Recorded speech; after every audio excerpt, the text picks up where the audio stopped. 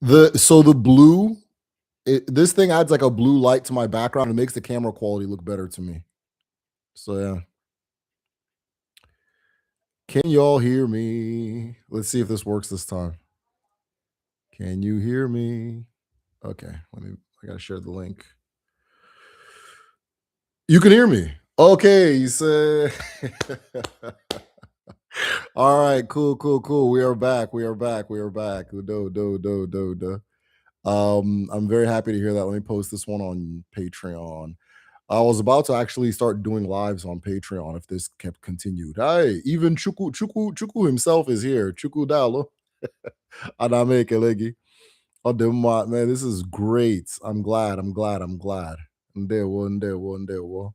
Okay, I was minutes away from anyways, that's a whole different thing. Let me open this. I'm trying to post this on Patreon so people have the link. And then new link for the live, for tonight's live.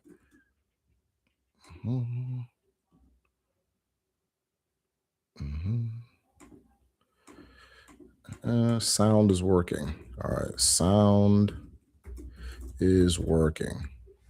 Publish. All right, so I figured out the issue is 100% YouTube. I tried using different devices. This audio works in all of them. All right, so since we had that going on, if we get one more person in here, I'll go ahead and begin. Okay, we need one more person in here. We'll go ahead and begin. So we're at 9 people. Keduki me I do my one KKD. Because ebeki bi ine deko onyulo. So I charmema. If we get one more person in here, we'll go ahead and begin. This is Derek Ofaderingwa with the Medicine Shell. Duru Ofaderingwa with the Medicine Shell. I teach Igbo spirituality here. If you are new, this is Ask Me Almost Anything. So I'm willing to answer a reasonably wide range of questions, but be reasonable, right? All right, we got one more person. He said...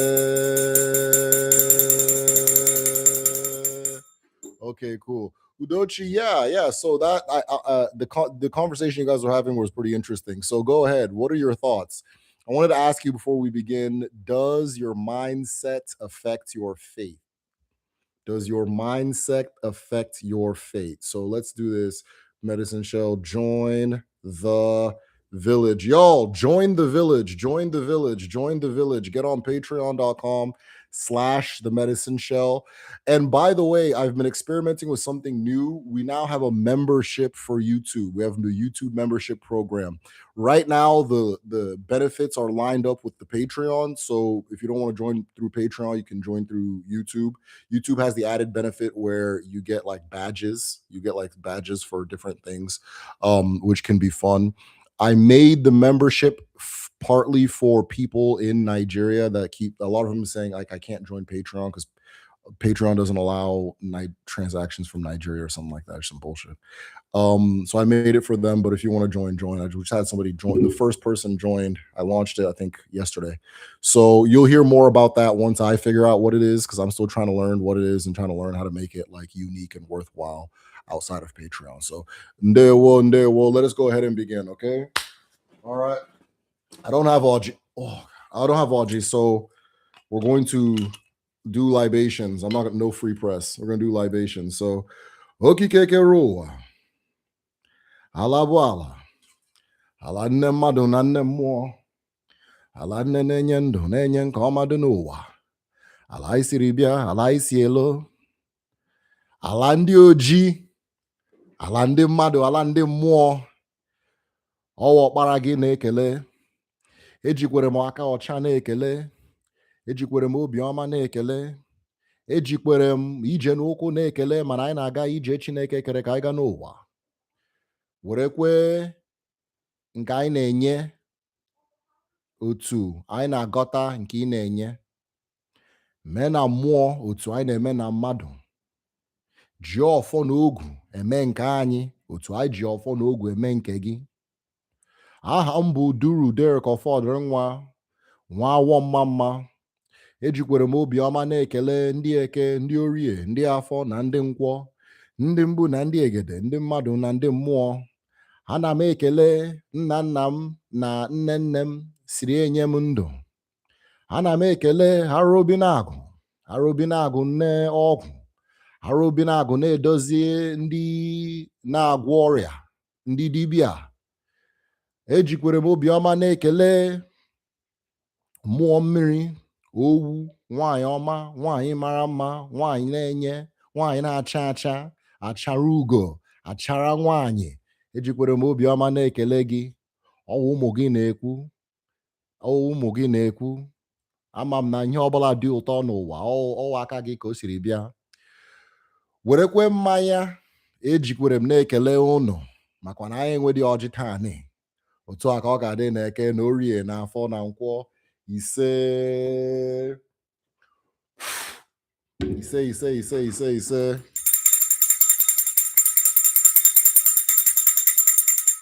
All right, let's go ahead and go. So we finally have some audio. All right, thank you guys for your patience. I really appreciate that. All of that was uncalled for. I do have a plan B in case that happens. There is a live feature on Patreon, and I'm going to start using that more often. So if you like these live streams and you are a patron, expect more lives directly on Patreon exclusively for patrons. If you are not a member of Patreon, join at patreon.com/the medicine show. The link is up there. We are starting our traditional medicine class, and we are starting our Igbo language class at the end of March, which means the sign-up season begins now. Everybody's signing up right now. I've sent some of you guys some emails. You're going to get some emails tomorrow. We have 9 seats available as far as the Igbo 1 class right now. So people have already signed up. We usually keep it at 12. Sign up now. This is the time. This is the time. This is the time. The ELU that I used was because a lot of people want to learn Igbo, but we always have trust me, you're not the only one. Like if you think this is you, you're not the only one. Everybody always has this degree of separation from the language where they feel, okay, I'm not from there. Okay, my parents didn't teach me. Okay, all these things. Everybody feels that, right? So there's an ELU that says, or maybe I'm 40, I can't learn now. It's too late, that kind of thing, right? So there's an ELU that says, Obu, madu titere, bu ututunya, right? Which is when a person awakens, that is their morning, right? Whether it's 6 p.m., whether it's 9 p.m., whether it's 6 a.m., whether it's 9 a.m. So if this is your morning, let it be your morning. The ram enters battle head first. We are reclaiming our language this year. This is the time to sign up. If you need me to hold a seat for you while you're trying, like maybe, I don't know, you're waiting for maybe your paycheck or something like that. If you need me to hold a seat for you, just send me a message and we'll do that for you. But it's kind of a first come, first serve.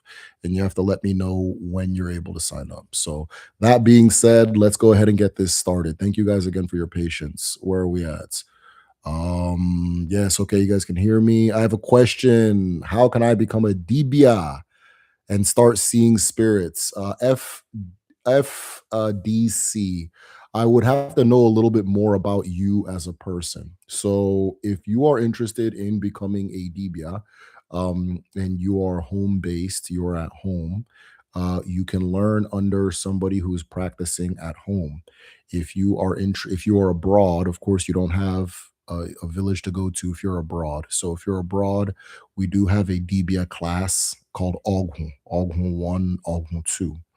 And what happens in the Oghu class is we walk you through the step by step of how to do it, right? So if you're not able to sign up for the Oghu class, I can just give you some information and then maybe you can make something of that. To become nobody becomes a Dibia, okay? Nobody becomes a Dibia. You are born a Dibia. Ndibo sina Dibia nyana muamu, right? A Dibia is something you give birth to. It's not something you create, right? So you are born a Dibia. So the question is, when you look at that, or when you look at yourself, is that who you're seeing? Is that who you are? Right? I don't think a person who's not a Dibia is going to randomly have interest in becoming a Dibia. Frankly, I don't think a person who's not a Dibia is going to have interest in my channel, which is Like a lot of people think like this is like beginner stuff. You guys are really, really, really deep in there, right? It's funny because, and I always tell this story in the Kedu like language class. We have a lot of people who don't watch the medicine show that sign up, and they're always messaging me like, "Where's everybody learning all this stuff?" And they're Igbo people, right? So, and then the people who they're you guys, right? My medicine show people, my village, when they're hearing you guys, they're thinking, wait, how does this person who maybe hasn't never been back home, is from Virginia, how do they know like all these like super advanced esoteric concepts? Or maybe then they start feeling like, should I know these things and things like that? So I don't think I don't think I don't think Ndio Feke are interested in this channel, right? So, and I'm not just saying this to hype myself or whatever. I think if you're interested in these topics, you're interested for a reason. So when you look at yourself, if that's who you are, you're already a Dibia. The the next thing to do is to step into it, right? Is to step into it. So how do you step into it? Um, Thing number one, I would not just begin being a Dibia if you don't already have a practice of communicating and relating with your ancestors. Okay. Spend some time doing that. You will learn as a Dibia that eventually they are the ones who are going to teach you how to do your work. Right. You can learn from another person, you can take classes and all that stuff, but there's going to be a point where you reach where they're going to, okay, we got them now. And they're going to take you going forward. So if you don't already have a practice of regular communication, communion, and relation and acknowledgement with your ancestors, I would start there. If you already, what's up? I'll bring it. Is it possible for me to bring it later? Okay, I'll do my if you start from there, right? If you already have that going, I would begin studying from read something, right? If you're not intuitive yet, start reading, right? And the reason I'm saying start reading is I'm assuming maybe you don't have like cultural exposure to these concepts, right? DBO work is advanced. It's not something you begin. So if you're a beginner, maybe watch more videos. I have a library on Patreon with like a recommended folder. I got the books that you should be reading. Start reading some of those. As you can, if you can look at those books and read them and then want to read more and want to read more, you're a DBA. If you read them, get tired and don't want to look at it again, leave the subject alone. Right. And I'm telling this is somebody who offers DBA classes. You understand? So yeah, so make sure you know what we're talking about before you step in, right? So now you understand what you're talking about, that kind of thing. The first thing you're going to do is ipuaro, assuming you have committed aru in your life. Aru are abominations against the earth, right? Aru are abominations against the earth. Aru is not just like sins or crimes or something; they're very specific, right? This is murder, universally murder, incest, desecration of sacred things, and then from there, different communities will have different things that they consider aru, right? And that also ties into desecration of sacred things anyway. So they have different things they designate as sacred and so forth, right? So if you've committed any type of aru in your life, you will do ipuaro first. After ipuaro, you will there's a ceremony that you do in at the waters that belong to your mother and the waters that belong to your father. After that, you let both sides know, somebody on both sides know your intentions. After that, if somebody on your maternal side says no, you can't do it. Or if the person, not if somebody, if the person that you let know says don't do it, then you can't do it. On the paternal, they don't, they can give you their opinion, but you do what you want to do, right? After that, you will do Ibotsuchi, like having communion with your chi. And then after all that, the official initiation begins. Now, I'm not going to give the steps for the official initiation here because I don't want somebody to be like, well, the guy on YouTube told me to do this thing and I did it and now I'm in the hospital. But that after the next thing you do is involved and it tends to be intense. And so if you're interested, message me. But it's not something I'm going to just say out loud. And then we also teach it in the traditional medicine class. And I'd prefer you don't do that until you're working. You're an apprentice of somebody else. You're working under somebody, which we help you coordinate with the traditional medicine class. But the first thing you need to ask yourself is this who I am? It's not like a job. Being a DB is not a job. It's an essence. It's a way of being, right? It's not a career. It's not like okay, I want to work at the accounting office today, or maybe I should learn CompTIA, right? It's not like that. So I'll do my trying to get this light right. Cool. All right. I think question number 2 is Keduki Mare. I'm good. I'm feeling really good. So I'll do my we're talking about whether or not the mindset. Yeah, we can still, Udochi, we can still talk about that, right? So for those who don't know, I tried to have this live like a few minutes ago and the audio wasn't working. So I put up a poll that said, in fact, let me put that poll back up. How do I do that? There we go.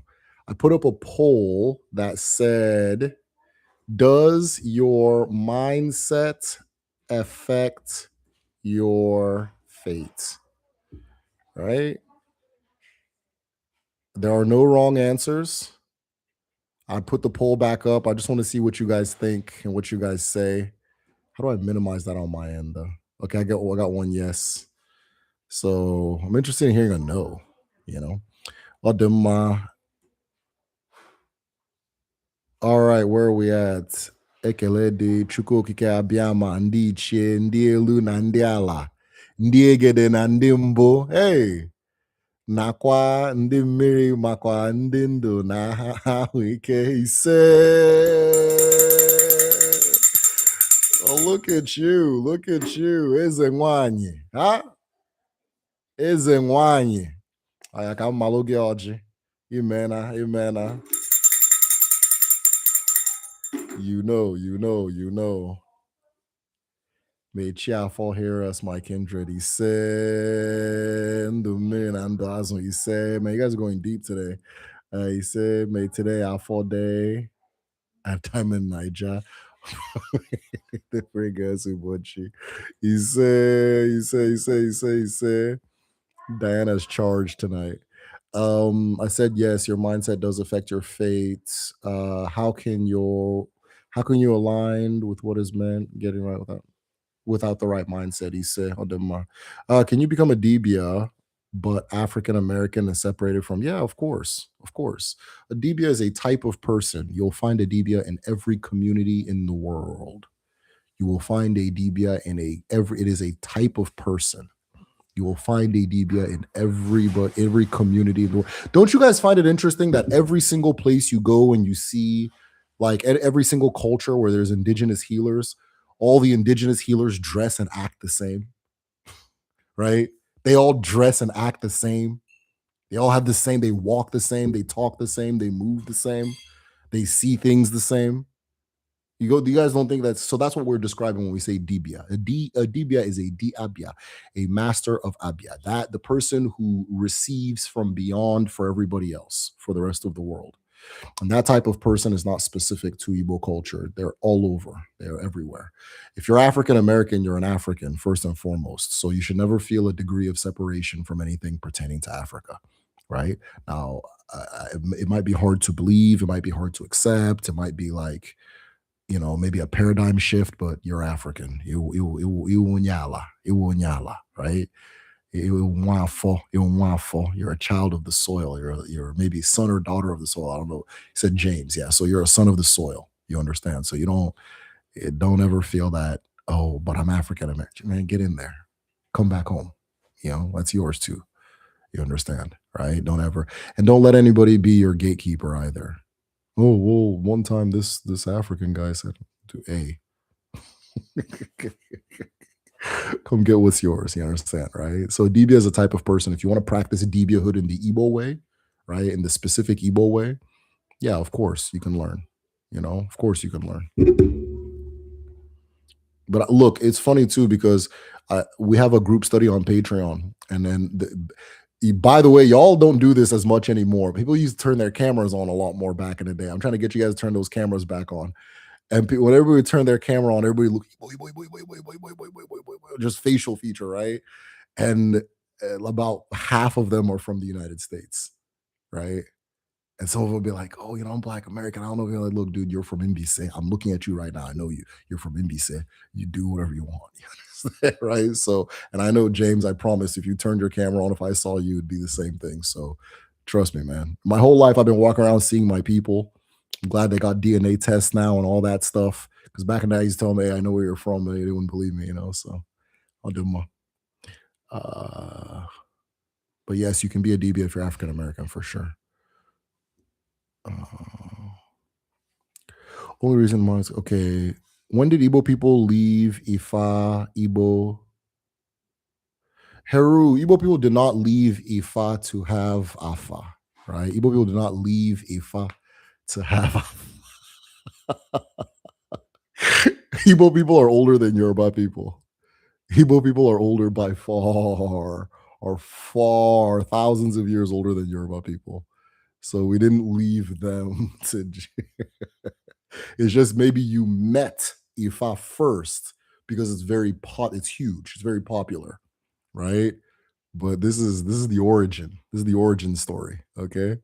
Yeah. Igbo people are older than Yoruba people. So we cannot leave Ifa to join. We were never, if anything, they you know what I mean? If anything, yeah, that kind of thing. It's the other way around. But yeah, we didn't leave them. It's just, but we're related, we're relatives, we're the same people, right? So if you go to Igbo, we call it Afa. If you go to Bini, which is between Igbo and Yoruba, they call it Afa Ominibo, which means Igbo people Afa, right? If you go to Yoruba land, they call it Ifa. If you go to Benin Republic, they call it Afa. If you go to Togo, they call it Afa. If you go to Igala, which is north of Igbo land, they call it Efa, I think. So we're all talking about the same thing. It's the same system we're all using, similar, but there's differences based on who's who and what's important to what. I'm actually right now finishing up a video on the differences between Ghanaian or Akan spirituality, which is Ghana, and Igbo spirituality. So I think this is going to be a good way for you guys to see how that all works, how it's related, but in being related, we approach it different. We have different philosophies about it, right? So, but no, we did not leave Yoruba to come there. If anything, they probably came from us, right? That kind of thing. So wonder if maybe your mindset affects how you understand the experience. Interesting. I wonder if maybe your mindset affects how you understand the experience of fate. If we think about the chi as timeless, your path is already paved for you on some scale. Powerful. You said. What do you guys think about what John said? That was deep. I like that. I'm just putting thought out there. Yeah, appreciate you doing it. Hey, we have somebody. We need a special celebration for people who donate. Hold on, let's maybe, yeah, there we go.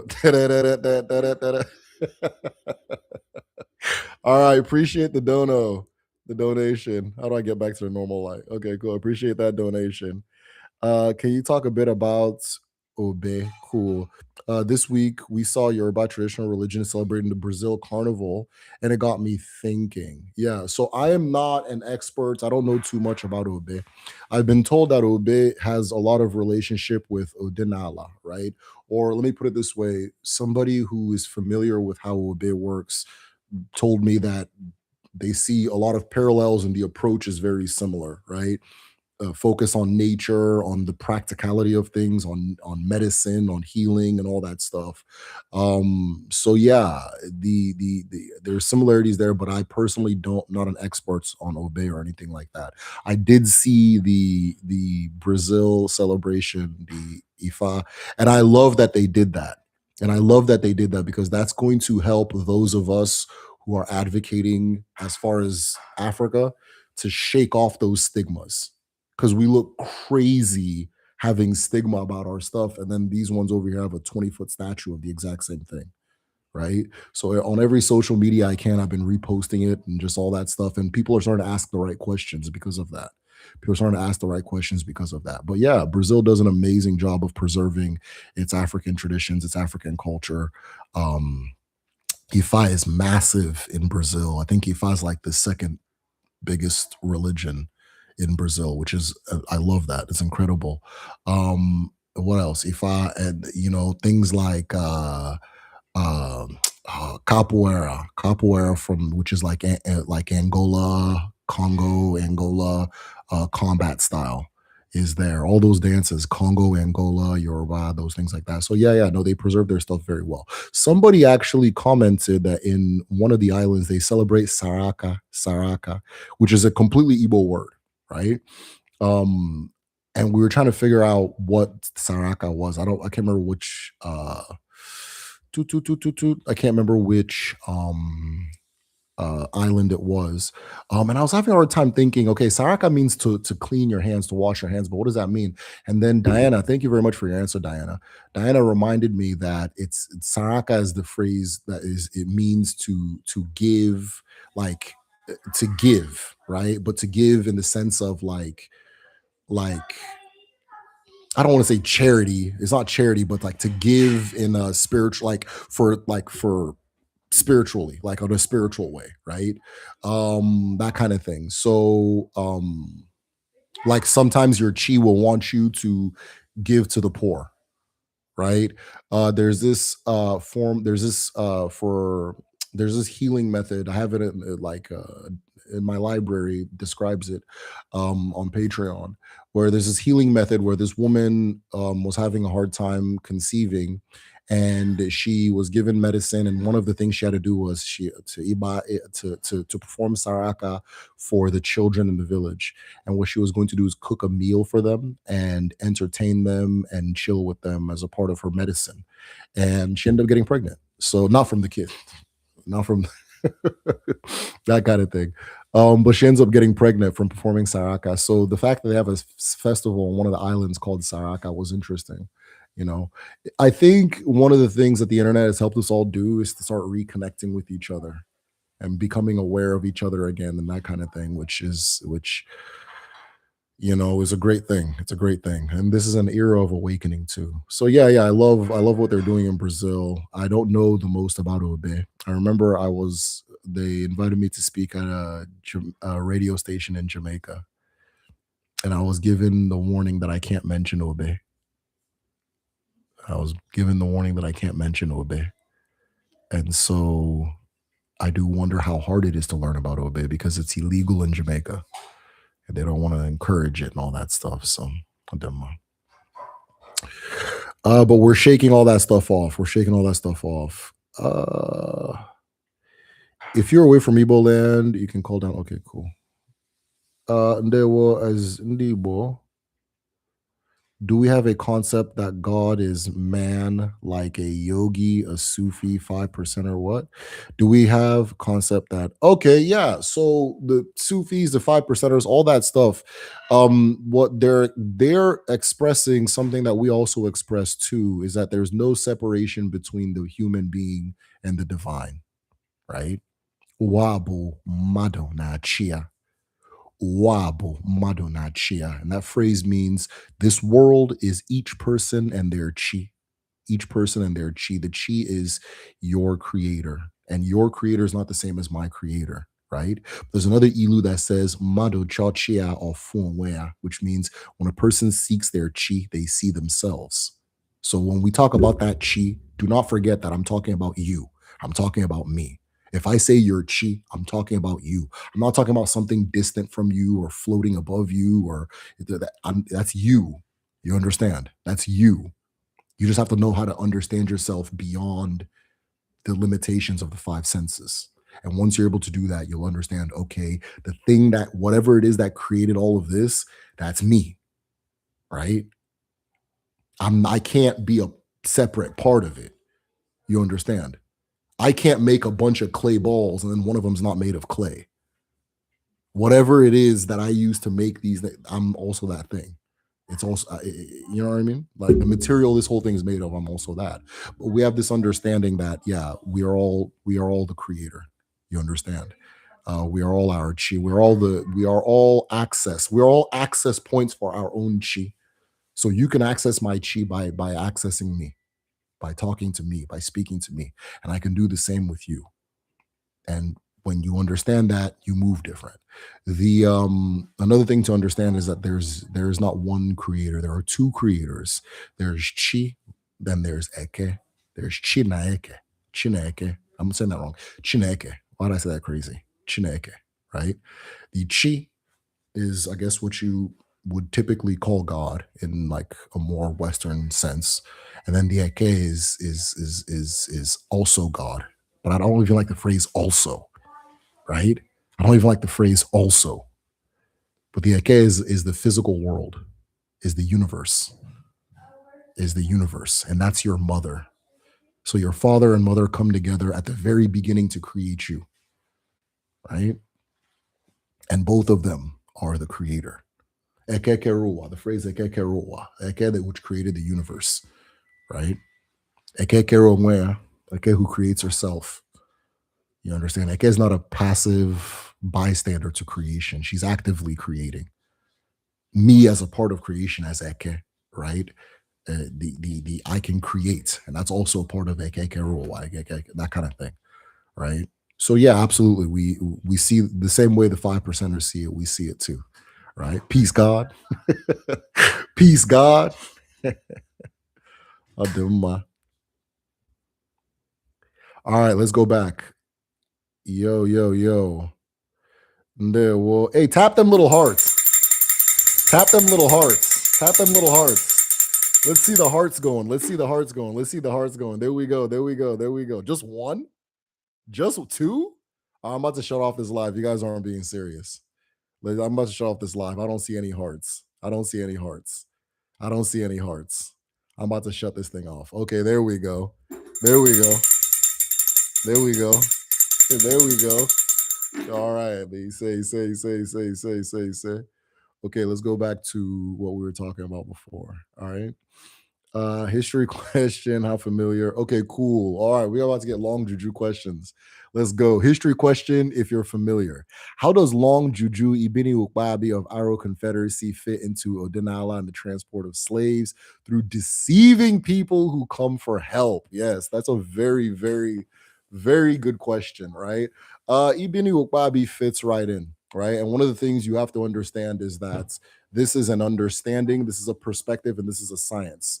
So there are things within the science that you're not going to agree with. There are things within the science that I'm not going to agree with, but they're reality, right? Just like reality, period. I don't agree with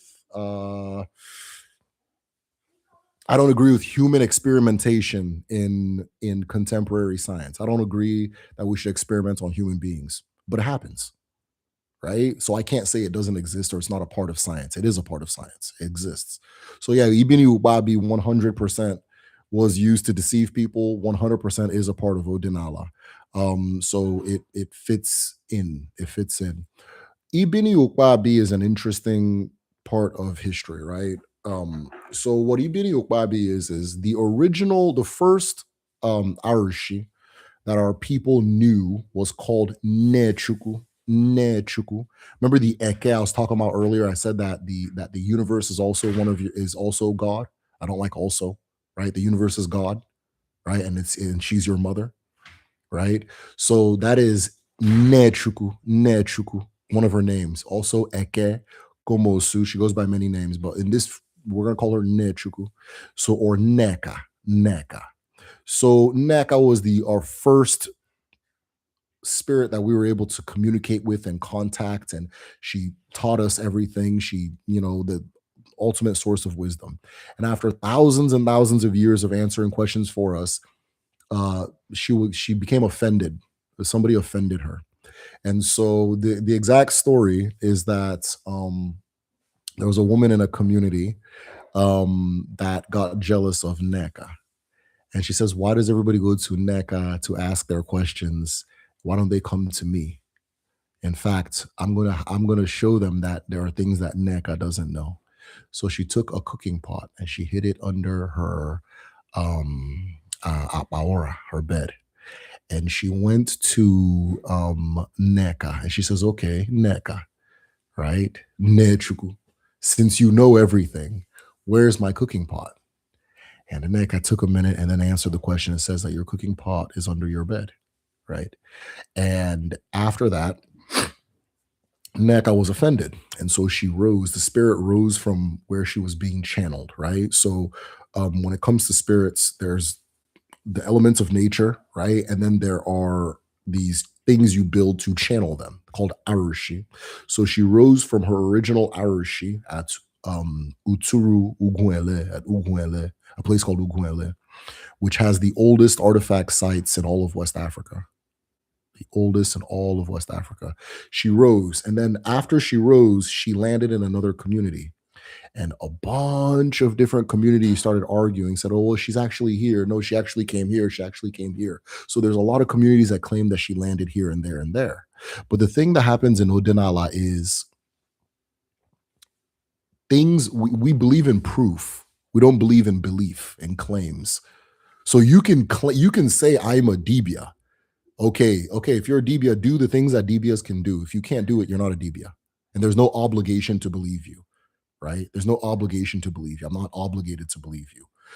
If you said this Arashi, that this spirit is in this Arashi, and that spirit can enhance my wealth. Okay, I have to be able to go there and get wealthy. If I don't get wealthy, if two, three people go there and it doesn't work, nobody's going there anymore, right? So Nechuku goes to all, allegedly or is alleged to go to all these different communities. They all claim they have her, but in one place she lands is in an Ibibio community. It's not even an Igbo community originally, an Ibibio community, which would be later named Arochuku. Because what ends up happening is the Aros, which is a group of Igbo people, team up with a bunch of other people and they invade that community and take it over. And they established a town called Arochuku, right? Now, the Aros in this, or not even in this time, just period, have a certain distinction about them, right? So if you're familiar with the Bible, you know, like the Levites, where the Levites didn't do like farming and things like that, but they were the ones who did a lot of the spiritual work. And so Aros were very similar. Um, and so, because of that, ROs can go to any town. They don't get taxed because they're messengers and they're going to come do work and all this stuff. People invite them to come to their town because they don't do farming and things like that, but they're focused on commerce and trade and medicine and science and things like that, right? And so they were almost like like an internet.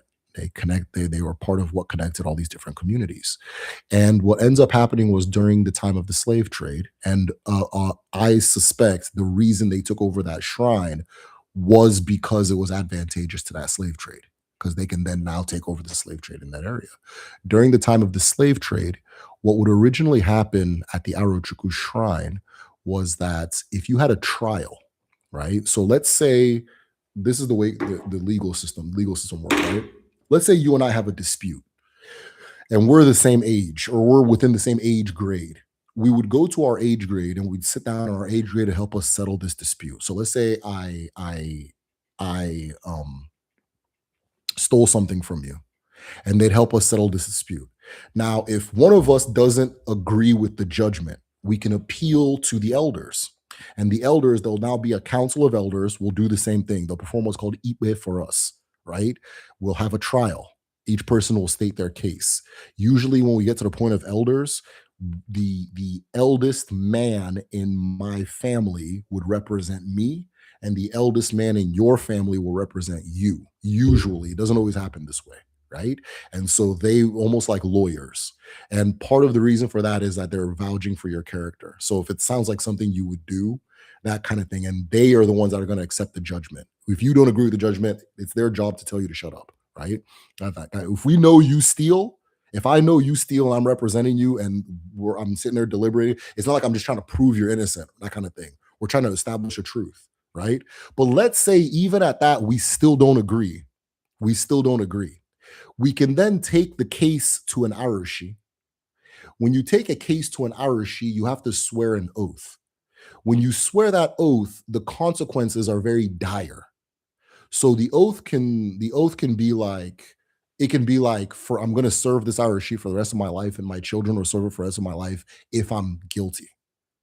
So that means that's how much I believe in my innocence, right? Or if I'm guilty, I'll never return to this community again. Or if I'm guilty, this community, this Irishie kill me, right? So those are that's how heavy it had to be. Now, usually at this point, people are like, okay, fine, I stole it, right? But if you're you're still going at it, you take it to an Irish. The most powerful, no, let me put it this way. The more powerful the Irishi, the more serious the case, the more serious the consequence. So right now in Igbo land, there's an Ogungun shrine in a town called Okija. If somebody goes, okay, let's go swear for Ogungun, or let's go to Okija, people start confessing immediately because they know if they go there and say, if I'm lying, let me die, boom, people have dropped dead. People have dropped dead at that shrine, right? So usually by the time you say, we had one of my cousins stole my uncle's generator, right? And my uncle's poor; he doesn't have money. He and he was very proud to have saved up and got this generator, and all of a sudden it disappears, right? And this cousin was a bit of a tout, right? I love him. He's cool as hell, right? We're all tout-ish in my family, so it's okay. But he's a bit of a he's a little thugged out, right? And so finally, he just would not. We had a family court. He would not confess. He would not let it go. My dad goes, "Okay, I'm free tomorrow. Let's all go to Okija." He confessed immediately, right? He confessed immediately. So that's kind of how that works. Now, if the more powerful Irishi are, again, because this thing proves that it works, because this thing has proven that it works, it has a bigger reputation, it's more feared, people take it more seriously, things like that, right? And so at that time, the most feared, by far the most powerful Irishi, the one that has shown to work the most consistently over and over and over, was Ibini Ukpabi, right? Ibini Okpabi, or Chuku. They called it Chuku. The story was that Ne Chuku landed, and the arrow said that because she turned herself into a man so that women wouldn't disrespect her anymore, right? So they call her Chuku of Aro Chuku, the Chuku shrine, right? And so if somebody goes, let's take this case to Chuku, that means one of us is not returning. Whoever is guilty is not returning. That's what that means, right? So people would take the case to Chuku. Now, think about it. How many times do you think this happens a year? Probably not that many, right? Probably not that many, right? But because it was understood that somebody's not going to return, right? What started happening then was that the arrows then started doing a thing where they would say, okay, one, if you're guilty, we're wrapping you up, you're going to be sold. But the Europeans don't want one, two, three, four, five people. They need 20,000, 40,000, 50,000 people. So they started doing this thing where they would send people out to go and kidnap, right? To go and kidnap people. They started setting up this massive kidnapping ring throughout, I don't even want to just say Igbo land, but just throughout that entire region, right? And people were just getting kidnapped up and down. People, like, sometimes if you're found guilty, they would wrap you up and be like, okay, please, please, please, I don't want, I want to return home. I don't want to die. And they'll be like, okay, we'll spare you, but you have to return with 20 people, right? Okay, you're guilty. Okay, we'll spare you, but you have to bring five people. If you don't bring those five, you're gone. You understand? That kind of thing. And so it created this massive situation, and it was worse because they were already trusted to be in everybody's community. So, and then they also had like things like insibity, which they can write secret codes to each other. You understand? And so what ends up happening in that era is that everybody starts fighting them, right? It becomes this big issue, arrows versus this, arrow versus that. Everybody has a story of fighting the arrows and that kind of thing. You understand? By the time the Europeans came and destroyed Ibini Ukbabi, destroyed that shrine, 90% of Igbo people were very happy that it happened, because at that point it became a big criminal enterprise. You understand? It had become a very big criminal enterprise at that point. You understand, right? So yeah, Long Juju is real. It ended up becoming like the epicenter for kidnapping and the slave trade and things like that. People try to say it was just the arrows that were doing the slave trade. They were most definitely at one point the most prominent coordinators of it, but others were doing it too, right? Because they were the mouthpiece to the outside world. They would have all these modern technical implements, and then people would come and like, okay, and okay, you want all these guns, you have to bring me 25 people, right? That kind of thing. And then if you don't have guns from doing this, these people that they're sending to go raid people, they're going to raid you, you're going to get hit. So you got to make sure you have guns so you can fight them when they're coming. It became a disaster, right? It was a disaster. So that's Ibini Ukbabi. That's the Arrow Long Juju Shrine. That became a big issue for everybody, right? Yeah, where are we at? I hope. Okay, you guys are still here, so I hope I didn't lose y'all on that one. Is it true that Igbo people have a direct connection to Kemet in culture, language?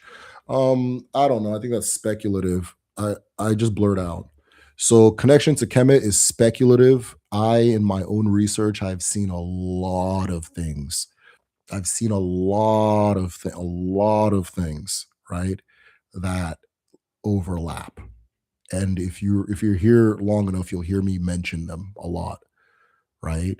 So the concept of Ankh, like when I was pouring libations, I spoke about that. I said that we're using Ofo na Ogun to walk, to move. And I said, use Ofo na Ogun to do for us in spirit as we use Ofo na Ogun to do for you in spirit. That concept of Ofo, in Kemet, they call it Ankh. You understand? And Ankh is just an assumption. They're assuming that's how it was said. I think it was probably Onko. I think it was Onko. You understand? Just from what I know. So the more I understand this, the more I understand what they were doing in Egypt and Kemet, or whatever you want to call it, right? That kind of thing. And I'm sure somebody that studies that and then comes over here, they can see all these other overlaps and things like that too, right? Now, direct connection, I don't know what that connection means or looks like. I don't think we come from there. I don't think we come from there. We're older than them. So we can't come from, there's more of us than them. So we can't come from there, right? So I don't know.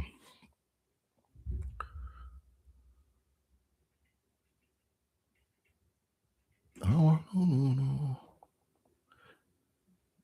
I agree. Carnival was very good at reorienting people. At least have them asking questions like an offering. Saraka, like when you give Ajat to spirits, like give a sacrifice, things like that. Exactly. What was it called? Eat together, bring Thanksgiving. Perfect. Yeah. So Diana or Miss Lovely Nurse Lady gave a very good breakdown of what Saraka is. Amen. Obey is a derogatory term.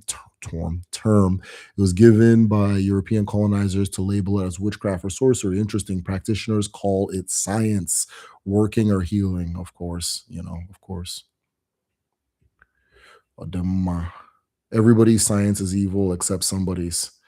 Like my man Nas said, so many cultures on one planet, but one culture is free. So many cultures on one planet, but one culture is free. All right. Thoughts on Dogon culture and its similarities to Odinani. For example, a Hogon, um, an initiation similar to an Eze, but functions as a Dibia.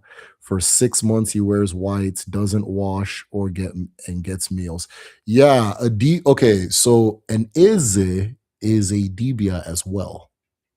And Eze is a Dibia as well. So that same Eze initiation, in a lot of towns, that's how they initiate their Dibias.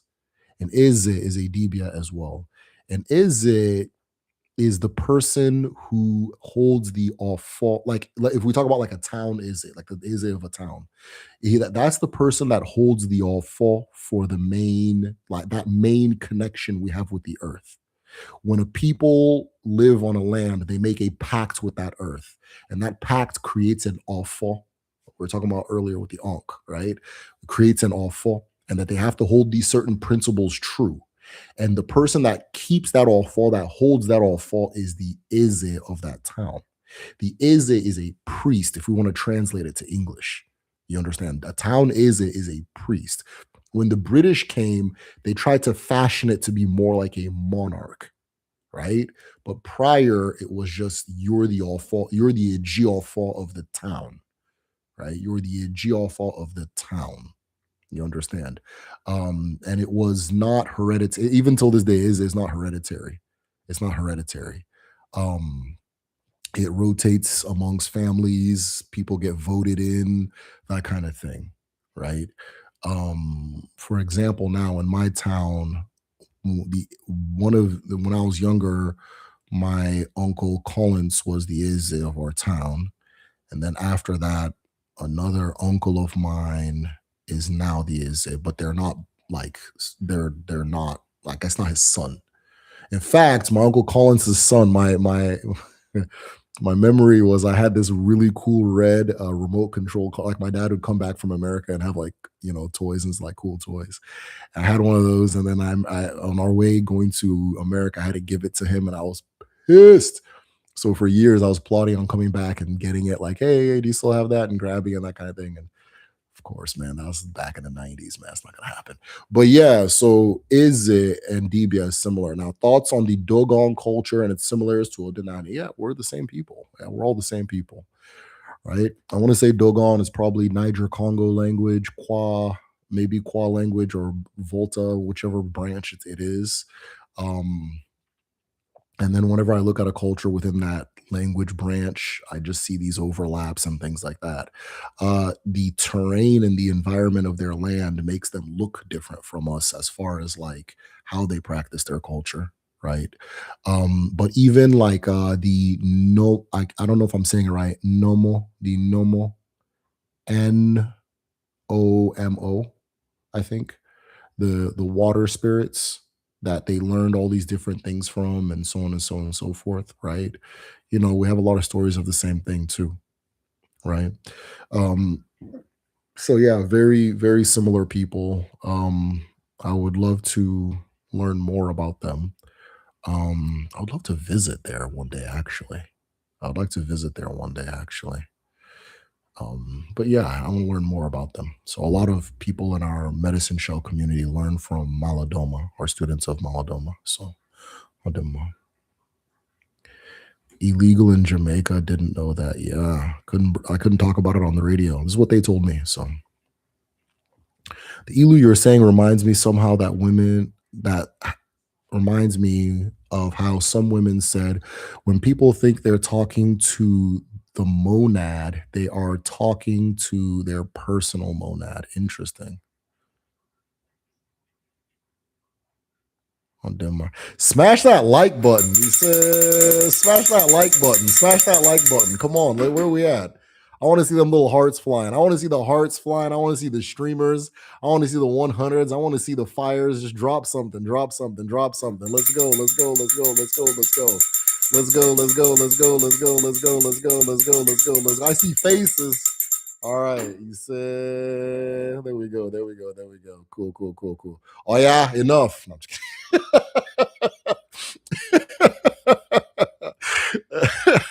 okay, now you guys are trolling me. No problem. Okay, I guess we're funny. Could you talk about the short? Whoever clicked that last one, I'm on to you, right? Could you? No, you guys can hit it. I'm just playing.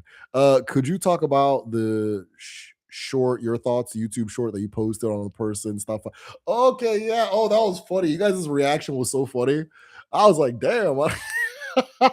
Somebody said that that's the dumbest dope head, like something like dope head logic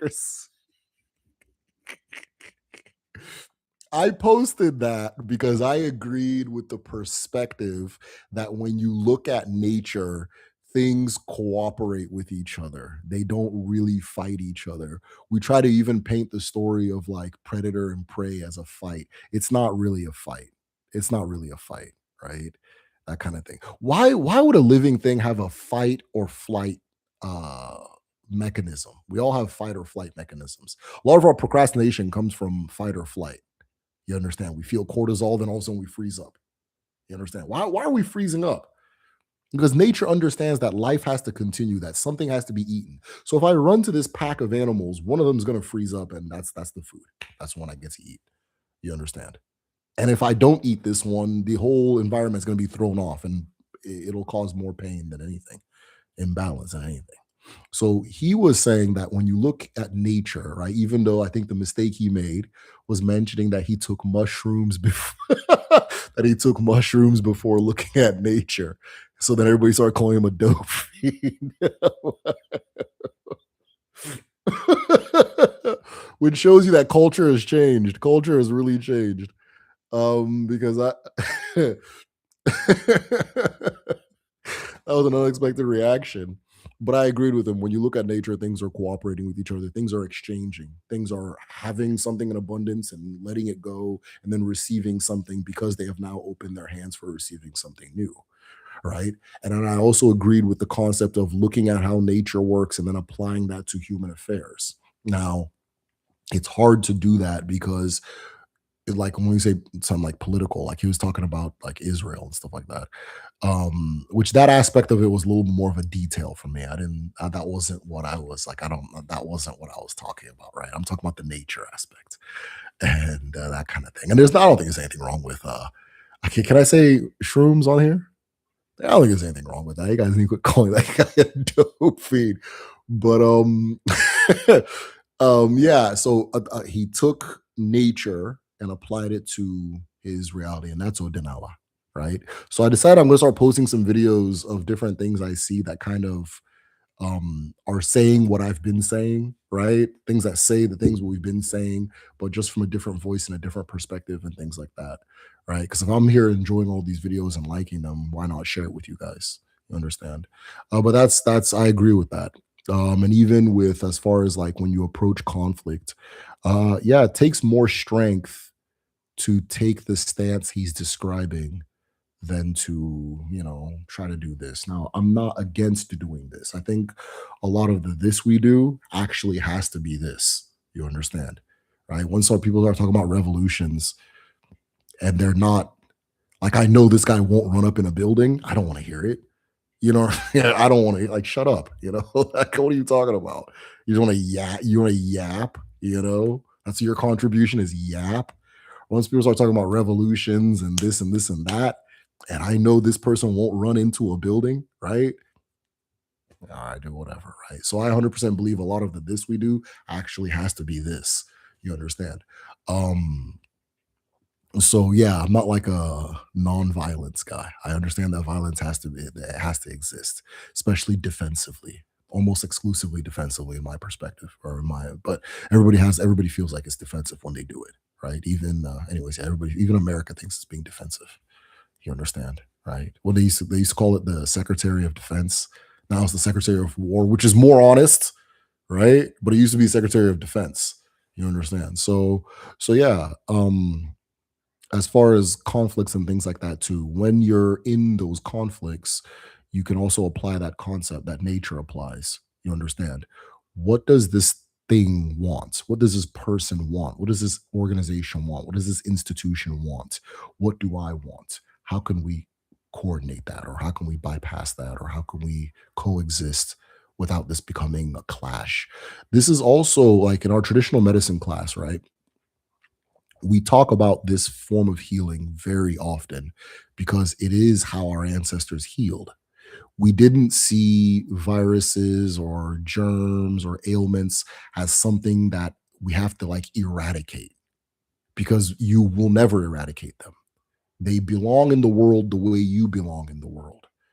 They just want something, and that thing they want is in conflict with what you yourself want, right?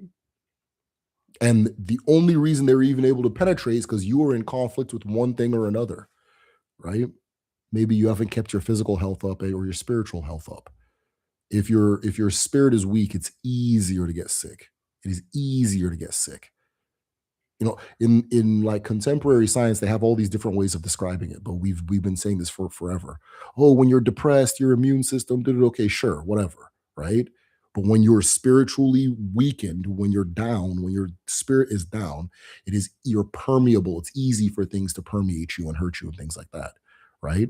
But those things, once in from the African perspective, those things that are permeating, okay, what is this? Who are you? What do you want? All right, this is my body. This is my ezumezu. This is my sphere. I am in command. If you're here, I am in command. If you want this, you can have a little bit in this form that I designate for you, but you're going to do this for me. This is why the concept of vaccination, inoculation comes from Africa. It comes from Africa. It comes from Africa. I made a video about a man named Onesimus. Onesimus was kidnapped as a young man, or as a child, actually, I think. And he was enslaved in Boston by the son of the founder of Harvard University. I don't know if you guys have heard this. He was enslaved in Boston by the son of the founder of Boston. Cotton Mathers was his name. And Cotton Mathers noticed that the Africans, for some reason, when smallpox would hit Boston, and it was hitting Boston at that time, that the Africans weren't dying the same way the white people were dying. And Cotton was a part of this religious movement. He was a Methodist, but he was like, there was a thing going on in Methodist thought where they were trying to learn more about the world, which is why his father founded Harvard University. And so he asked Onesimus, who he found very intelligent. He goes and he wrote famously about how intelligent and awesome Onesimus is. We all need to listen to Onesimus. And he goes, Onesimus, why do your people survive when there's smallpox, but we don't? And Onesimus says, okay, well, when I was a small boy, whenever somebody would have smallpox in my town, we would cut his arm open. We would take blood from there, and we would cut all of the people in town, and we would dab their blood into that kind of thing. And Cotton's like, word, really? Does that work? He's like, yeah, it works. And so Cotton then goes back to the white people, right? The rest of Boston, and says, hey, Onesimus just taught me how to fight smallpox. And everybody said, that's voodoo, that's juju, that's witchcraft. No, we're not going to do that African witchcraft. They specifically said that the Africans had used their witchcraft to infect his brain so that he can convince the white people to kill themselves so they can all be free. And that kind of thing. They threw a bomb, not a brick. They threw a bomb through his window, right? They threw a bomb through his window. They did all kinds of, like, they were pissed. They weren't taking this. They finally started taking him seriously when George Washington, the Revolutionary War breaks out. And George Washington hears about this method. And he's like, okay, I'm going to try it. And he tries it, and more of his soldiers survive than the British. George Washington was not winning the fight against the British. The Americans were not winning the fight against the British. They just outlived them. What was killing all of them? Viruses, bacteria, diseases. And they used this African voodoo, and they outlived the British. If you go Google Revolutionary War and then say, what's the what caused most of the death in Revolutionary War? It was illness. And so if I'm using this method, I'm not dropping and they're dropping, even though every time we fight, they win. But if I can just keep doing this voodoo, I'll be fine. And they did it and they won. Right. And that's why America got its freedom and all that stuff. You understand? Right. So yeah, that's the same philosophy. Like, why did I tell that big story? It's the same philosophy we have with everything, right? Okay, virus, you want to